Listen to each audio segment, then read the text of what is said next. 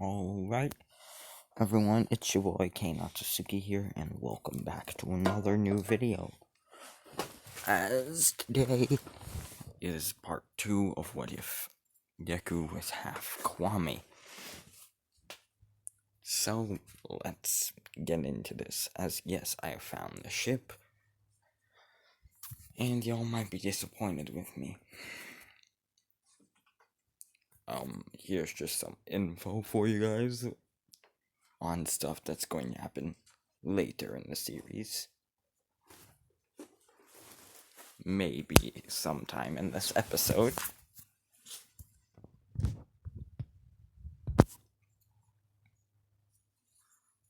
I wanted to do this ship with Momo Yaoyorozu so much because it would have been an awesome idea to do. And then I tried looking up humanoid ladybug pictures. Marinette Dupenchang as a ladybug, or basically anything I could look for a female humanoid ladybug. The results were not exactly favorable, but I did find one good one, but it was not favorable either. So, I'm going to change things up a bit. Instead, well, you can read that, can't you? I'm sorry, but I can't find any humanoid ladybug pictures that look favorable. So I'm gonna have to go Fox and Miraculous instead. Yes, y'all heard me. Momo Yaoyorozu will be basically, she will be a demi-kwami with a broken Fox Miraculous. How this will happen, allow me to explain. You see, during the final battle, they would have sent Nino and Alia to go get... Marinette would have sent Nino and Alia to go get the other Miraculouses and basically take them for safekeeping. However, while they were basically running with all the Miraculouses for safekeeping, they would have been attacked. And they would have been attacked by just a random villain that Hawkmoth would have created. As the box would have broken and the Miraculouses would have been scattered. Multiple Miraculouses would have been cracked, and therefore, or they would basically have been lost to time. As over the years they were moved by those who knew of the miraculous. As they were called the Order of the Silent Beast, as it was their job to protect the miraculous, even if they were damaged away from those who could do harm to the world, as they had no idea the power that the broken miraculous possessed.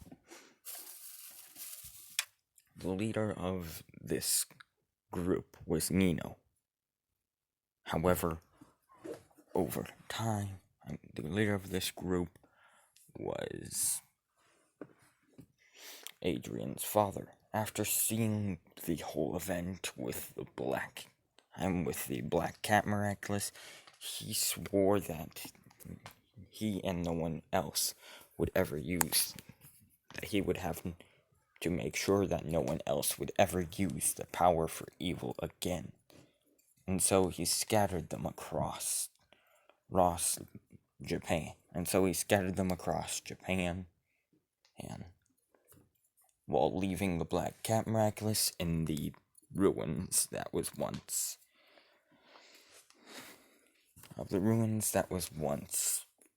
Paris.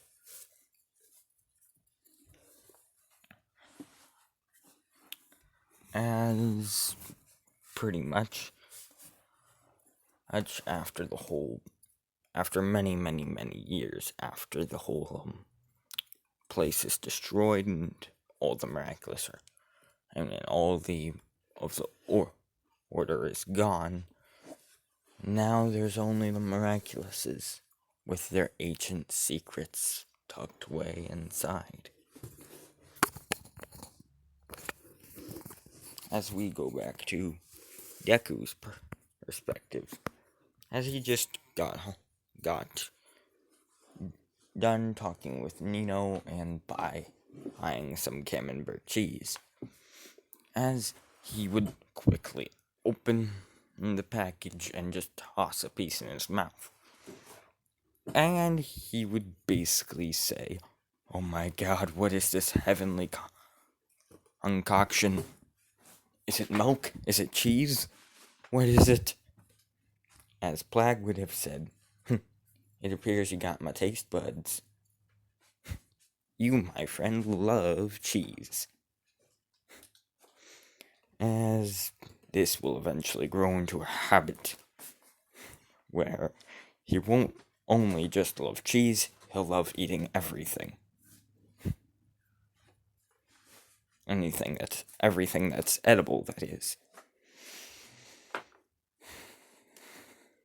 But that does not come into play until later. As Deku would basically, he'd be trying out for UA. And he basically would walk over and try out for UA. He'd be at the entrance exam while everyone else was just dumbfounded as they would on what his quirk was, as they would have seen him fly, they would have seen him fly there, but also he looks like a cat, as they're confused, and they then say, "What is your quirk?" As Deku then says, as Deku basically then pauses and thinks, and basically for less than a millisecond, he goes into his Mindscape and says to Plagg, and he says to Plagg, "What should we tell them?" As he then says, "Easy, just tell them your quirk is destruction." As he then says, "My quirk is called destruction." This satisfies them, and he just walks away. As Deku, pretty much, he does not meet Araraka. Oh god, I forgot to do Momo's backstory. Pretty much, as I explained, Deku was the first of the only 10 quirkless people to ever exist. As they would all have been descendants of, and they would have all been the 13th descendant of a miraculous user. Momo would be the 13th descendant of, Rena Rouge. And no, she's not a descendant of Nino. Disappointingly. I know the Alino or Ninalia shippers will be angry at me. The Nino Alia shippers will definitely be angry with me. But it's for the sake of the what if. Okay? As pretty much Deku would basically.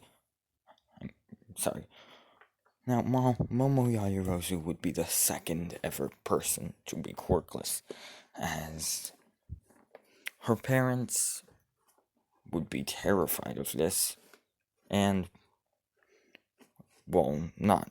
And while her father would think of her as a mistake or an embarrassment to their family, her mother would still love her.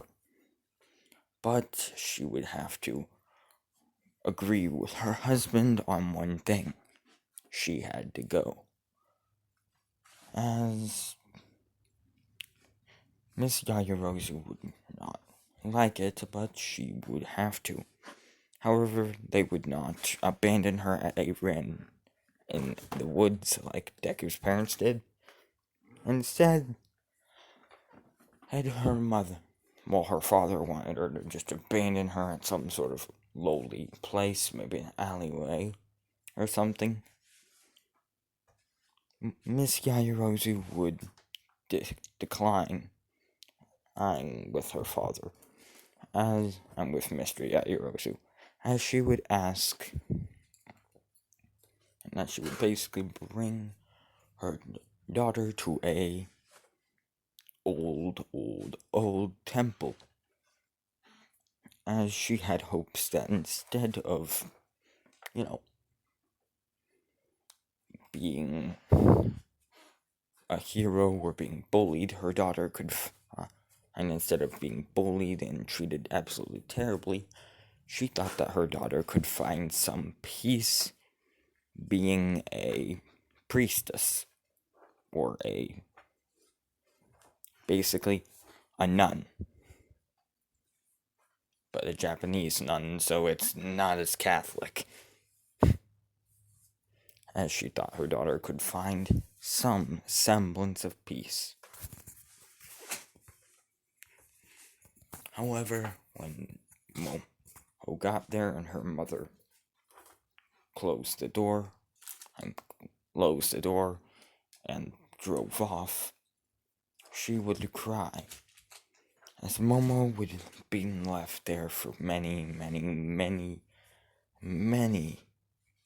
weeks, until one day she decided to get over the fact that her mother was not coming back for her, and she would instead look around,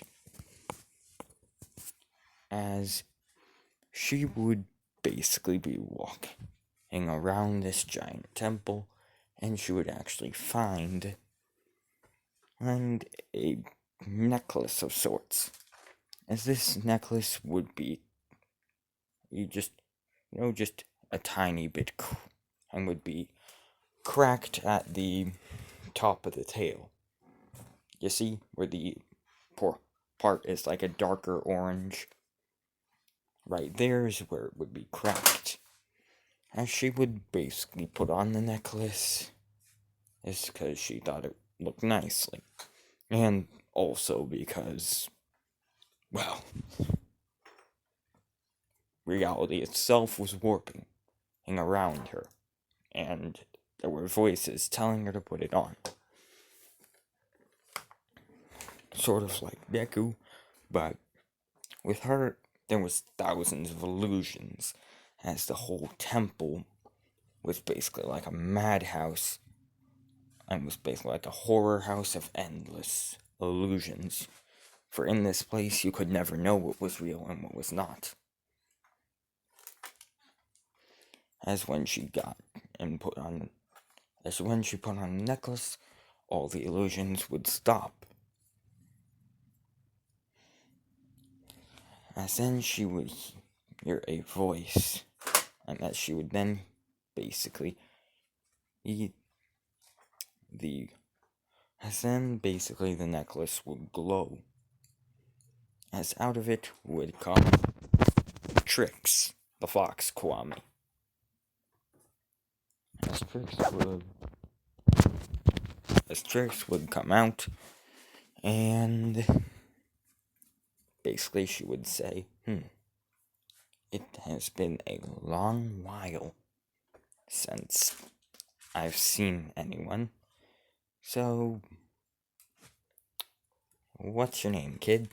As Momo would say, my name is Momo Yajirozu, and what exactly are you, and what's your name? As unlike Deku, she would not be scared, as she just, she lives with rich people, she lived with a lot of rich people tend to have powerful quirks, so she would have seen some crap that was absolutely bizarre. Or until she was 4. As Trixx would have said, well, my name is Trixx, and I am a Kwami. As now this would confuse Momo, as she'd say, what's a Kwami? As Trixx would then say, a Kwami is a sort of spiritual being that controls the aspect of reality. I control the aspect of illusions. There's another who controls the aspect of creation, another who controls the aspect of destruction, another who basically can turn people into superheroes and supervillains or give people unimaginable power. There's another who can create sort of monsters or beings. There's another who can basically create his shell. And then there's another who can control time, and yeah, there's a buttload of Kwamis. As I am Trixx, the Fox Kwami of Illusions. And you, Momo Yajirozu, well, depending on your blood, you are actually a descendant of the last user of the of that necklace, as it usually, depending if the crack is severe or not, would give you unimaginable powers. Enhanced strength, enhanced speed, enhanced agility, a bit more durability, and the ability to create illusions of anything you wished. Or basically, you could create illusions so real that you could actually feel them, see them, touch them, and so would everyone else. To the point, in fact, these illusions would be so real that it would basically be like you're warping reality. However, that's only my full power, as that is not exactly how it works with the Fox Miraculous itself. Same goes for all the others, as the Miraculous holder only gets a small portion of the power. As she would then say, oh well, so, where exactly are we? So why exactly are you here? As Momo would say that her mother just dropped her off here. And it's been a couple weeks and she never came back. As Trixx would say, well, why? As Momo would explain that she is what she thinks as the first quirkless person to ever exist. And she would then explain what quirks are to the Fox Kwami, as she would then say, so in retrospect, you are pretty much powerless, and others hate that about you. As she would say, yeah.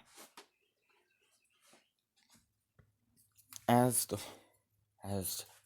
Trixx would basically say, I'll tell you what, if it still works, you can use the miraculous in-game and use some of my power. As she would say, hey, okay. As she would pawn the miraculous and say, and she would have the miraculous on and she'd say, well, what do I say? And how does this work? And she would say, try saying Trixx, let's pounce. As she would say, Trixx, let's pounce. As suddenly the necklace itself would begin to shake violently, as it would feel as if the necklace was sort of gluing itself onto her. As then a orange and as then a white aura would begin to come out of the necklace and spread all over her chest, down her arms, and up her arms, down her arms, down her hands, and up her fingers. As it would, basically, the white aura would be all around her. As then orange cracks would surround the aura. As pretty much she would look like this. As Momo would say, what happened? As Trixx would then say, it appears that since your blood was compatible enough, and that your blood being her Alia's descendant, your compatible blood has turned into a sort of kwami essence, or a sort of energy. Pause. Yes, I forgot to mention something. This guy brought up a good point. Wouldn't Adrian's blood become kwami essence due to Adrian's compatibility? Yes, in a way, I meant to say that was Adrian's, and that it was the Adrian blood that would turn into kwami essence instead of, the other half. Okay? So, yeah.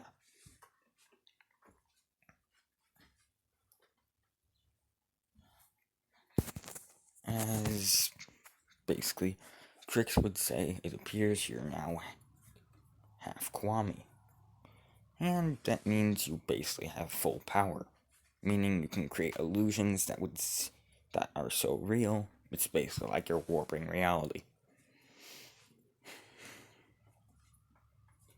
You can also now fly, teleport, you have enhanced strength, speed, agility, and intelligence. And you'll have a more playful, but still very intelligent personality. As she now has a personality of a fox. Sly, smart, but absolutely playful. I mean, seriously, we have all seen the one scene in Naruto where Kurama just takes control over Naruto's body while they're in the middle of the Great Shinobi War, grabs Kakashi's arm and just swings him in front of Obito's eye while the Kamui is active. And then Naruto just screams and reams, and Kurama just laughs. As I call that, playful. But back to the what if. As she would say, also, I'm pretty sure you can summon a flute. Now, this would just confuse Momo, as she would say, why a flute? As Trixx would say, well, it's my weapon. I mean, you're lucky you didn't get one of the, you're lucky you didn't find the snake miraculous. That weapon is a harp, quite literally. The ladybug miraculous has his weapon a yo-yo. Need I go on? And she would say no. And Momo would say no. And Momo would say no, as Trixx would say, good. And good.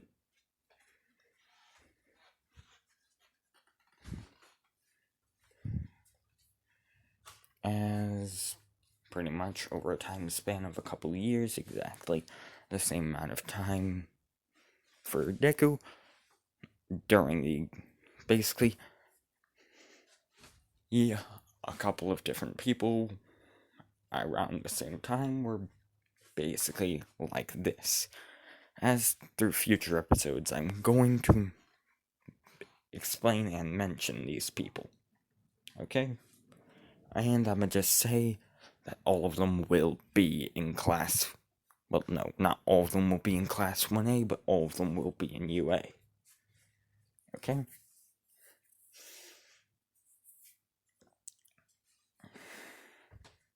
As...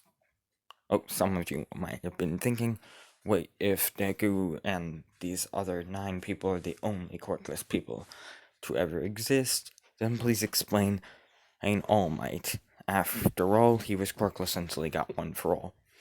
Now, in this what if, I'm going to say that One For All still exists. However, All Might just has a quirk that makes him extremely buff. As, I mean, seriously, when Deku got One For All, it didn't make him extremely buff. I mean, it didn't make him buff up to this eyes of friggin' rock on, to the friggin' rock on steroids. I'm seriously. Someone needs to tell All Might to get off the roids.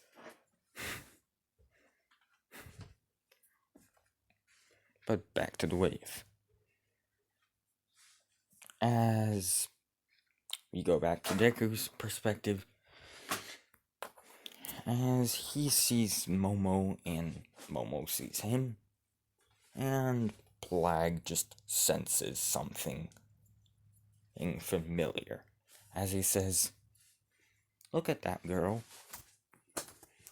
As Deku says, "Yeah, she has a fox quirk." As Plag then says, "I don't think so." I sense Kwami energy. I sense Kwami coming right from her. And it's a fox. Meaning, oh wait. As Plag would then and giggle like crazy, as he would basically open a conjoined mindscape with her. And with with Momo's mindscape, as he would do this. He would be right next to, he would basically be right next to Trixx, as he'd say, silly fox, tricks are for kids. And, well, Trixx would just say, "You were just dying to make that joke, weren't you?" As he'd say, yes, I was. So, hello. As she'd say, "Hello, Plag. Where? So, how are you here?" As she would say, how about you tell this girl to look right in front of her?" As she would say, "No, you're not telling me that." As he'd say, "Yep, certified demi-kwami." I got myself a demi-kwami. The first, actually. Or one of the first, actually. As Trixx would then say, huh, what a coincidence. I got myself a demi-kwami, too. Most of the miraculous were broken in a attack and scattered away. And scattered all across Japan. For some reason, I was in a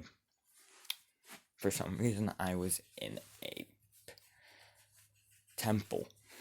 Just in a temple in a basement for, I have no idea how many years.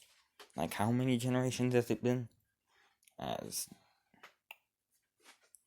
Plag would say, 13. As she would say, Jesus, that's a lot of generations. And that's a lot of years. I think that might be over 1,000. As she'd say, no duh.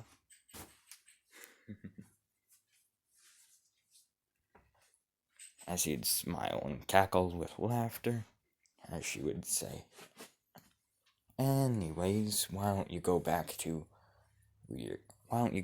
your body, and later the four of us can meet up in this shared mindscape. As he would say, fine,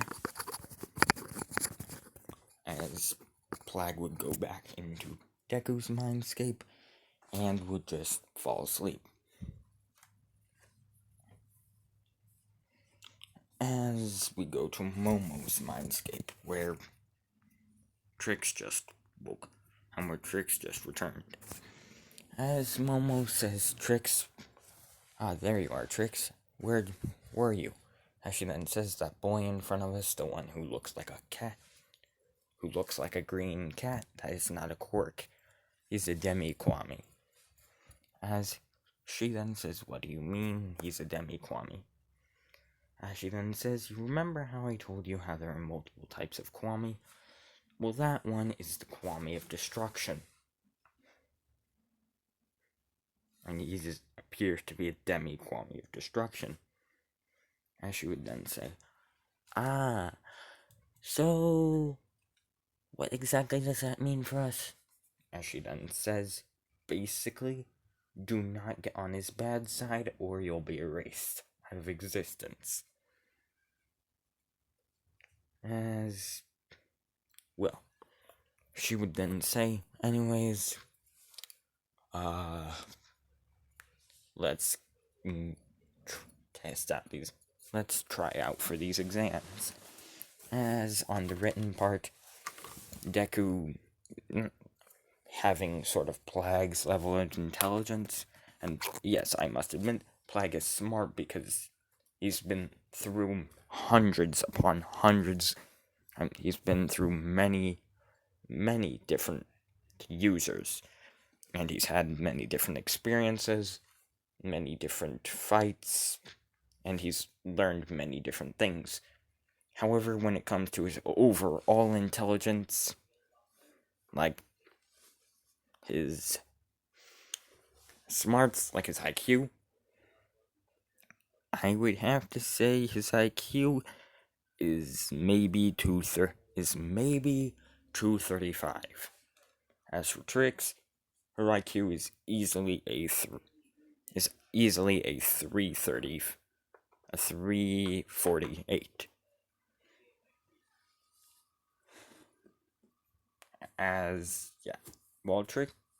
While Plag is one of the more stronger kwamis, he definitely is not smart.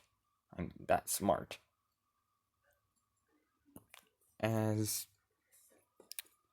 Deku would pass with flying colors, and he would correct just like one or two of Nezu's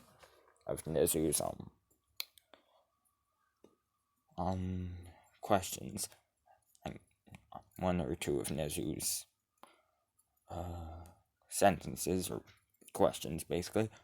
As for, Momo, she would basically pass with flying colors, correcting all of Nezu's mistakes. Well, Deku only corrected like 1 or 2, she would have corrected them all.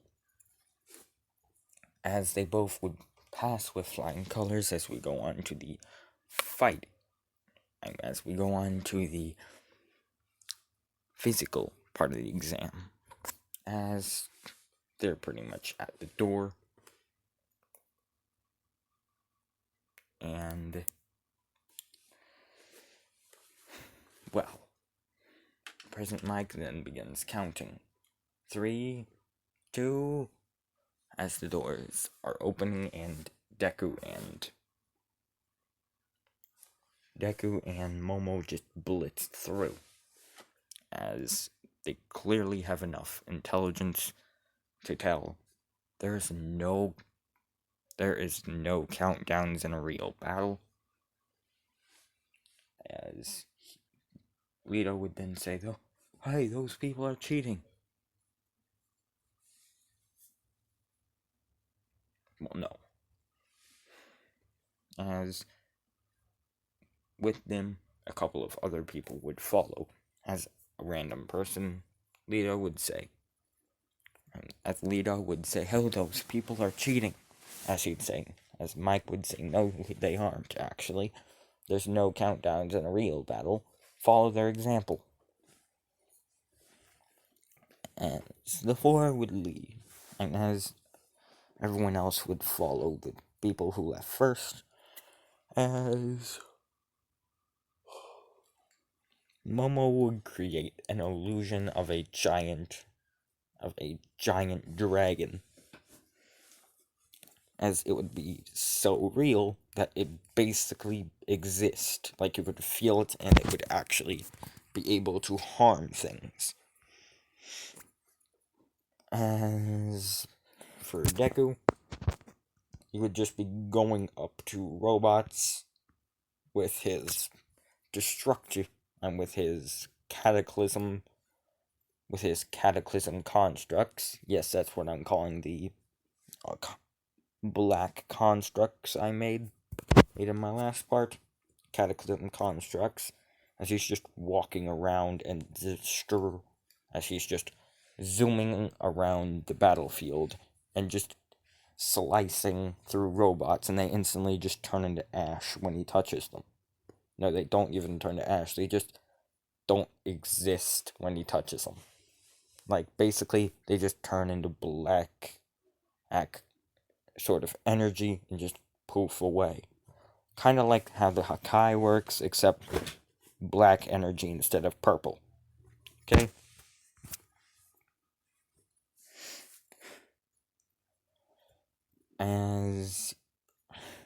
Yeah, basically just slicing through everything he can. As the 0 pointer comes out and Deku says, destroy. And as Deku then says, destructive blast. As he basically is holding his 2 hands together, and he basically does a Kamehameha with a black beam of destructive energy. As the 0 pointer just basically,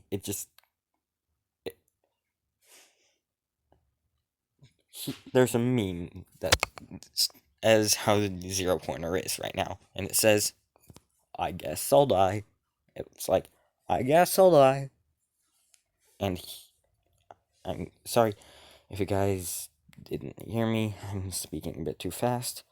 I guess I'll die. So yeah, pretty much, well, the 0 pointer would have been 1 shot. Just poof, non-existent. You dead, like dead in 1 shot. As the entrance exams would end. As we go the next day, as basically after the entrance exams, Deku is walking to his old home, which right now is still an apartment, as he basically looks in and sees 3 people. A sister of his, which she is 1 or 2 years younger. Forgot to mention that. And his 2 parents. As he basically is looking through the window, as he then walks over to the door and knocks on it. As pretty much Inko says, "I'll get it," as she runs over to the door and opens it. As she basically looks and sees Deku with cat ears, cat eyes, cat claws, cat teeth, and a cat tail. And she says, "Izuku?" As over time she would have missed Deku and would have actually wanted him home. She would of course have regretted every single thing she did, because Hazashi would have told her, "Get rid of the corkless brat." As the man she is in the house with is not Hazashi. Instead, the man she is in the house with is... Oh, I forgot to mention, Hazashi, if you guys were thinking, he's the descendant, he's the 12th descendant of Adrian. No, he's actually not a descendant of Adrian, as Inko is Adrian's blood. As Inko basically is Adrian's blood. Okay, so, yeah.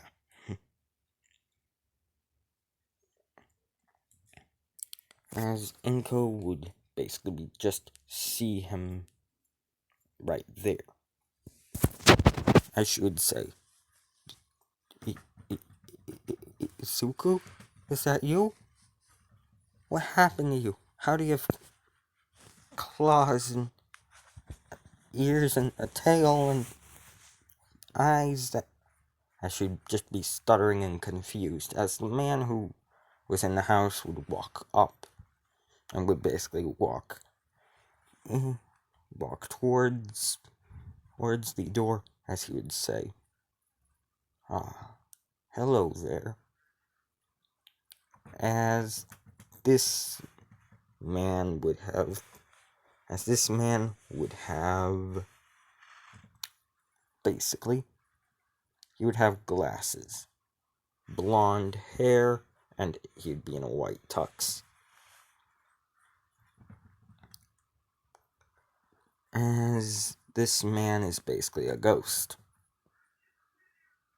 If y'all know who this man is, then before I say it, please tell me in the comments who he is.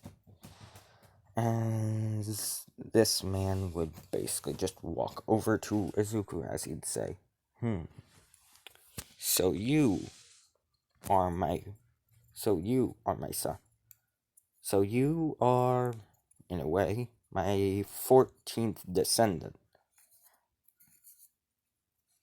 As he would be a ghost which latched on to one thing in the normal world.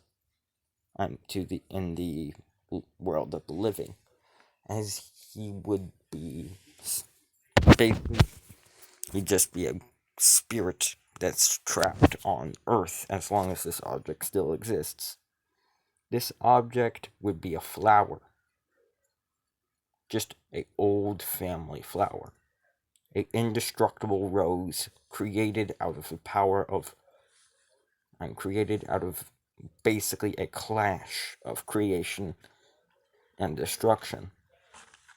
Or the last time that the two miraculous wielders ever fought, as creation and destruction used to not get along at all. And what was left of that clash was just an indestructible flower made of glass. An indestructible crystallized flower.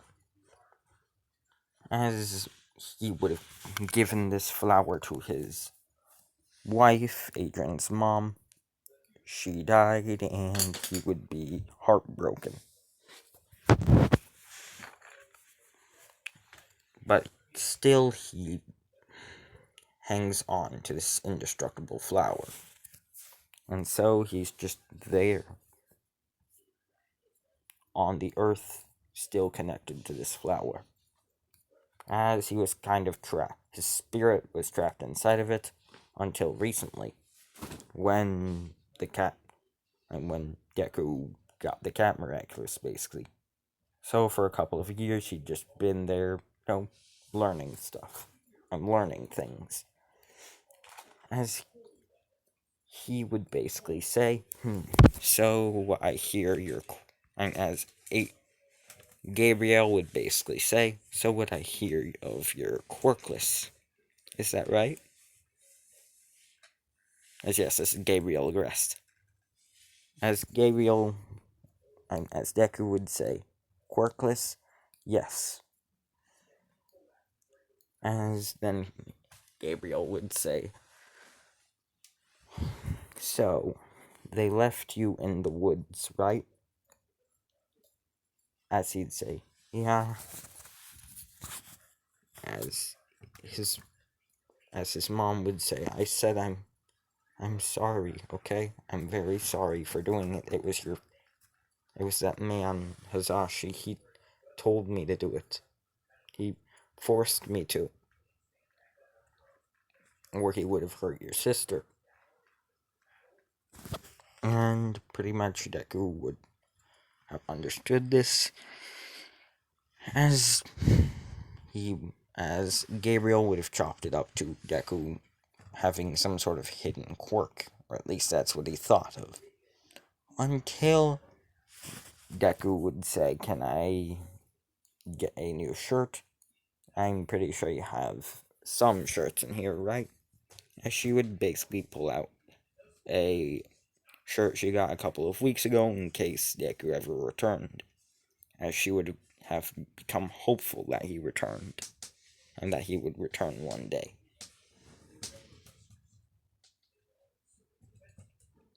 And, well, she would pretty much... Hold on.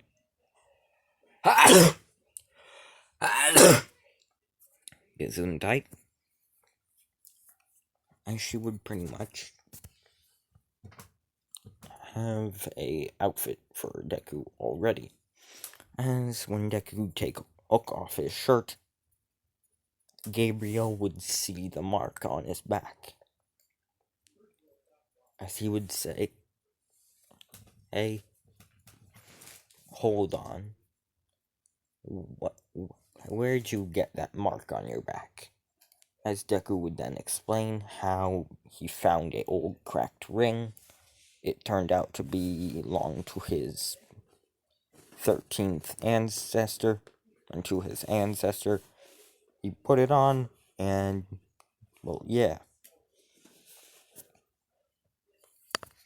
He said, had the words plague claws out, and became like this. As then Adrian would say, as Gabriel would then say, remarkable. So you're telling me that when the miraculous are broken, basically, those who put them on and are related to the last user, basically, they become a sort of demi-kwami. They become a sort of half-kwami. As he then says, in a way, yes. As then, he would suddenly, well,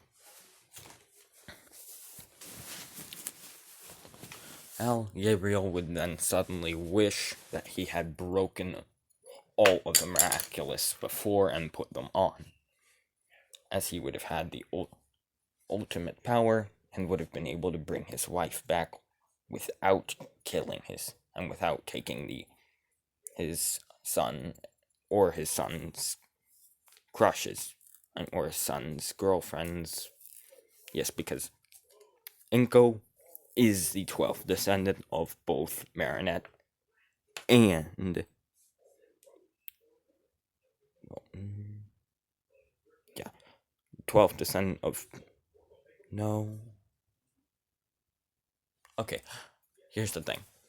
Inko will be the 12th descendant of Adrian and Kagami. I cannot remember her name. She's the one with the dragon miraculous. I think it's Kagami. Or Kagami. I'm gonna say Kagami. As she would put, as... yeah. He would think. Gabriel would basically have wanted him to bring his wife back, and how he never could. Because he's just a ghost now. Is still on the world. As pretty much, he would then ask Deku, so what types of abilities do you have? As Deku would then explain, he has enhanced strength, enhanced speed, enhanced intelligence, flight, teleportation, immortality, staff summoning, enhanced agility, and all sorts of destructive energy ability, and all sorts of destructive abilities as well. As Gabriel would be just gleeful and excited as he'd say, my oh my oh, my. We definitely need to train you in your abilities, if you haven't trained that already. As he'd say, Plague train me. As he would then say, Plague, so you know the Kwami of the Black Cat, and so you know the Kwami of Destruction. As he'd then say, yeah, I kind of got his personality when we basically fused. As he'd say, I see. So, oh, cool. As the next day, as Deku would go to bed, the whole family would just, be talking about Gabriel's past. And the next day, Deku would walk home. Deku would go to UA. As he would go into class 1A. And basically, you'd see Lita yelling at Bakugo. Oh, Momo just sitting there. As she would see Deku, and Trixx would say, talk to that boy. Now you can talk to that boy. As the two would talk. And basically they'd become close.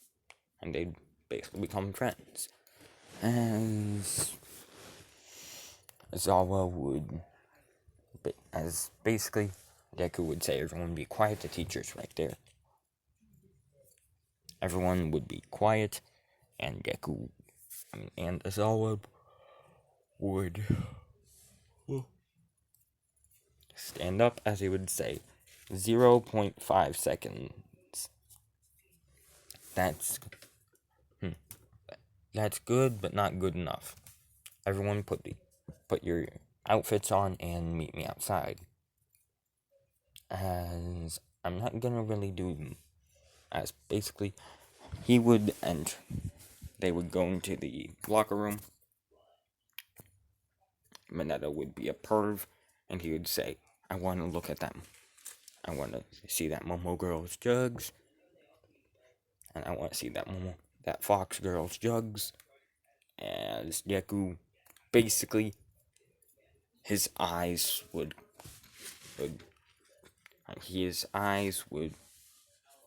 basically clench to the point where they're like Hisoka's eyes.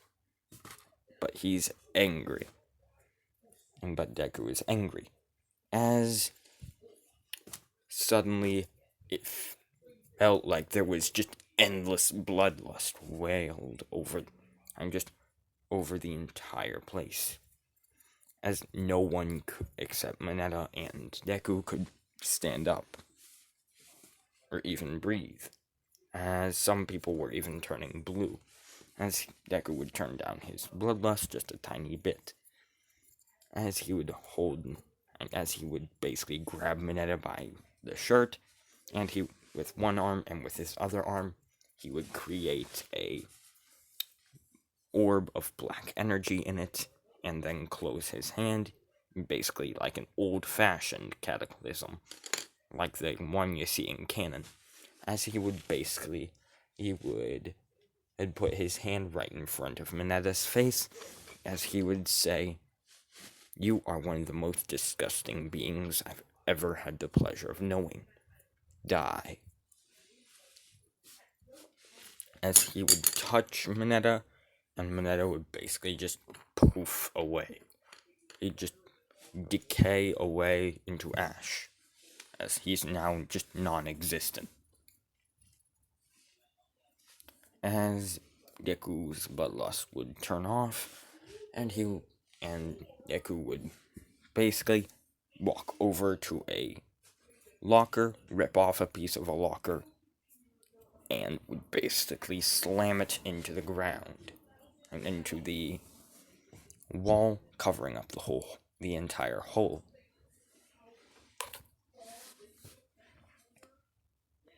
As he would say, if anyone's a perfect yen, you'll end up erased. Understand? As everyone would nod and shiver in fear, including Bakugo. As on the outside, well, Deku goes first because he got first in the entrance exams. As Deku would go first, as he basically would grab the ball, and he would say, "Do you want me to use?" And, well, as I would say, how far was it when you first threw it in middle school? As Deku would say, "I've lived in the woods since I was 4. I haven't gone to middle school." As he would have then said, "Jeez, us.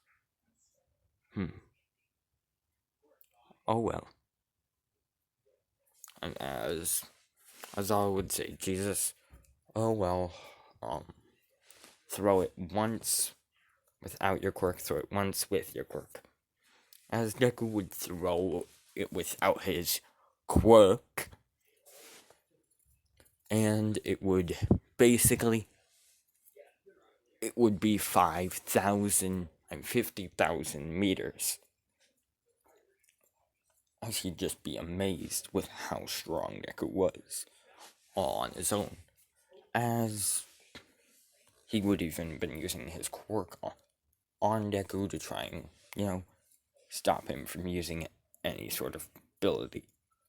But, well, Deku don't have a quirk, bish.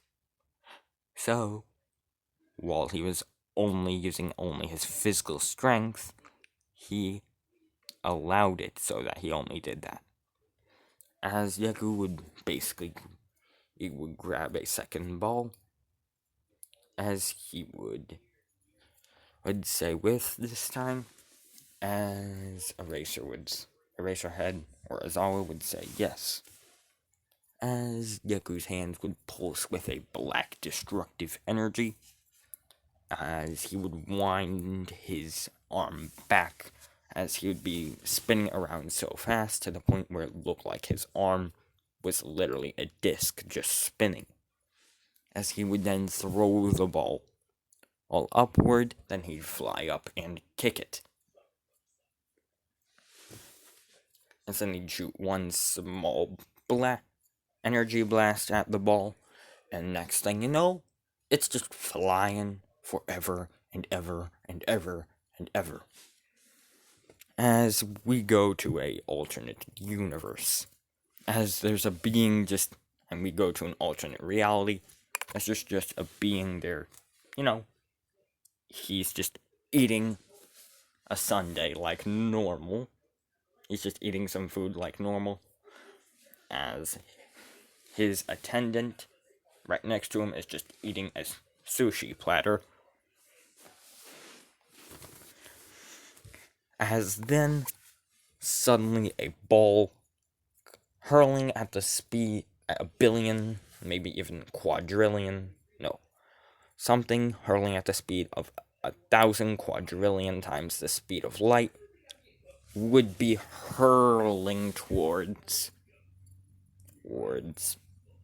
the dude's face, as it would hit him directly in the face and would actually knock him back about 1,000 miles. As the dude would basically say, "Who did that? Who threw that ball?"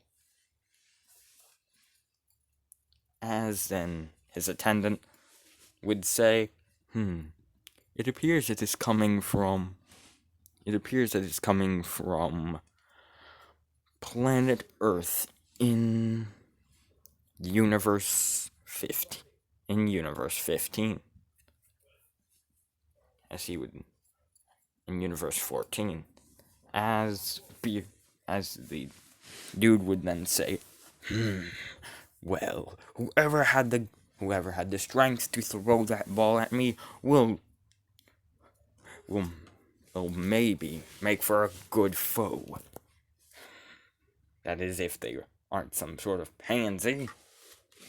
As a purple energy would swirl around this person, as they would basically just jump off the ground like a Superman jump, and would basically just begin flying through the universes, as he would basically just reach universe 14, and he would see UA, as his attendant would say, it appears that being is here. As Beerus would say, the dude would then say, scan their power levels. See who is the strongest among these mortals. As he would be scanning power levels, as the attendant would be scanning power levels, as he would say, it appears that there is two beings, and that there's a couple of beings on this world with actual strong abilities, equal to that of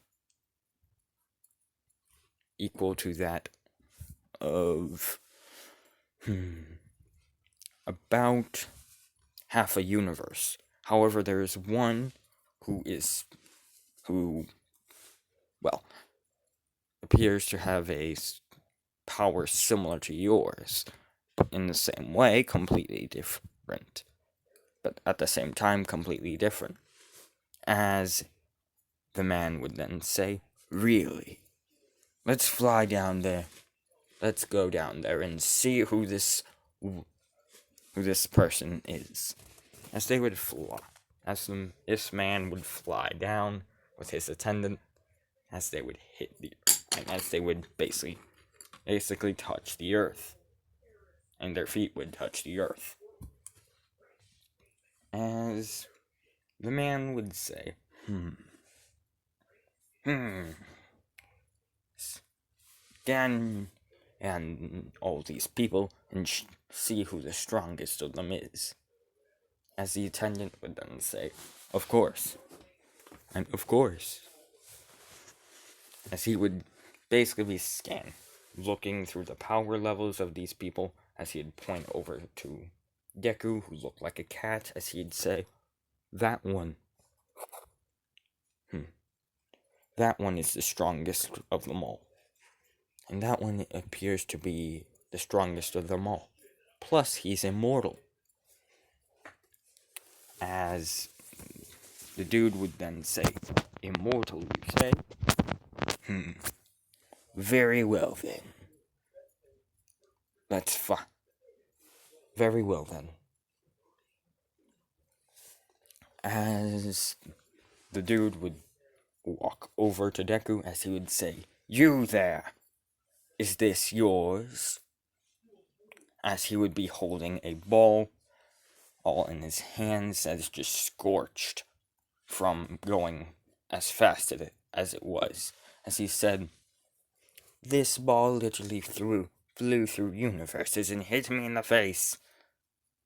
I'm Ace. So, for that amazing display of strength, please tell me, who are you?"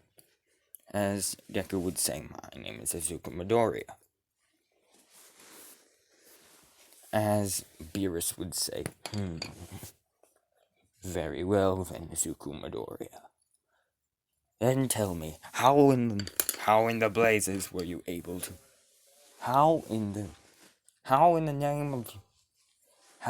name of the Omni King were you able to? How in the name of the Omni King were you able to hit me? And were you able to even get this ball out of your universe? And somehow it hit me right in the face while I was eating a sundae."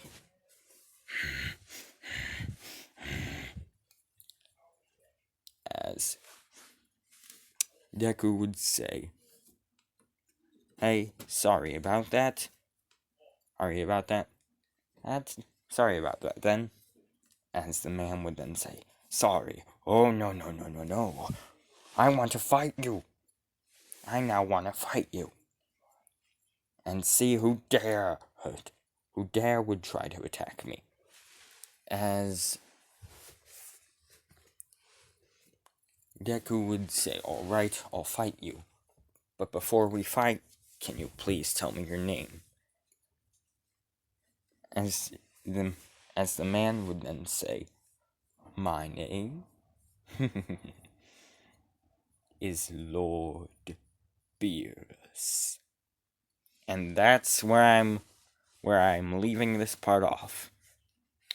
At part 3, maybe if this video gets over 20 likes, I'll make part 3 as soon as possible. And you will see the amazing battle of the two gods. And of the two destroyers. As that's where I'm leaving this part off. And goodbye.